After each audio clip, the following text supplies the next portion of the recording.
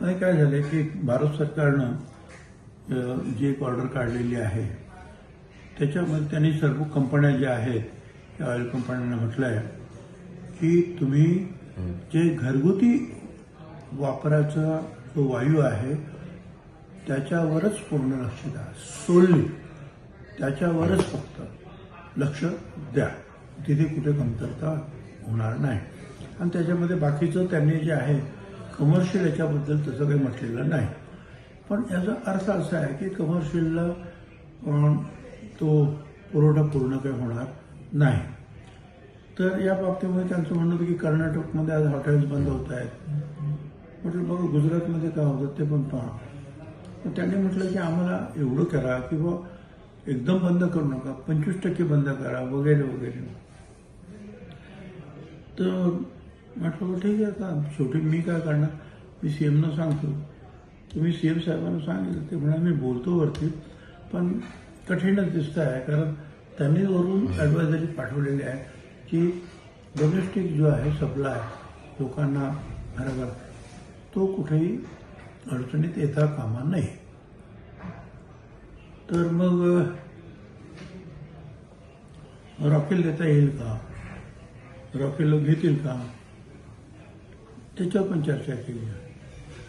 तर 10-1 वर्षापूर्वी जे आहे नागपूर कोर्टाने एक लिहिलेला आहे विषय आहे की उज्ज्वला असेल तर रॉकेल कशाला. पण सध्या परिस्थितीमध्ये आम्ही त्यांना कळवायचं ठरवलं कोर्टाला सुद्धा की आता आम्ही ह्या परिस्थितीमध्ये आपल्याला दुसरा काही उपाय नाही. जे लोक रॉकेल वापरतील काय ढाबेवाले वापरतील, कोण वापरतील.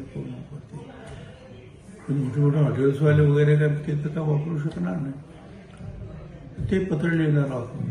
आणि दुसरं म्हणजे मी त्या हॉटेलवाल्यांना विचारलं तुम्ही रॉकेल वापरणार का, ते म्हणा आम्हाला सगळा सेटअप चेंज करावा लागेल आणि ते रॉकेल रिस्की पण आहे खूप त्या दृष्टीने.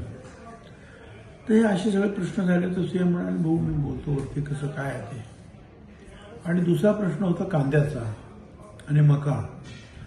तर ते म्हणाले मी मीटिंग लावतो, नाफेडच्या पण लोकांना बोलवतो आणि मग त्याच्यासाठी त्या भुसे साहेब होते, त्याच्यानंतर राहुल अय्यर होते, बोरसे म्हणून आमदार ते होते, हे होते आपला बनकर,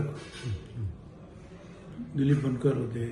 अशी सगळी मंडळी होती. आम्ही किंवा कांद्याच्या बाबतीत काहीतरी करा, उद्या काय होईल हे मी काय कदाचित कुणीच सांगू शकणार नाही जगामध्ये. कारण किती दिवस ही लढाई चालते आणि त्याचा परिणाम हळूहळू कशावर होतो आहे काहीच सांगता येणार नाही. आता उद्या आणखीन हॉटेल्स बंद झाली तर इतर गोष्टीवर सुद्धा परिणाम होणार, बेकारी वाढणार. साधा कांदा आहे समजा, तो सुद्धा हॉटेलमध्ये बंद होणार ना तो. आणि बाहेर आता मॉरिशसने तरी 1 लाख टन मागितलाय, रोज 2 लाख टन तर नाशिकला येतो.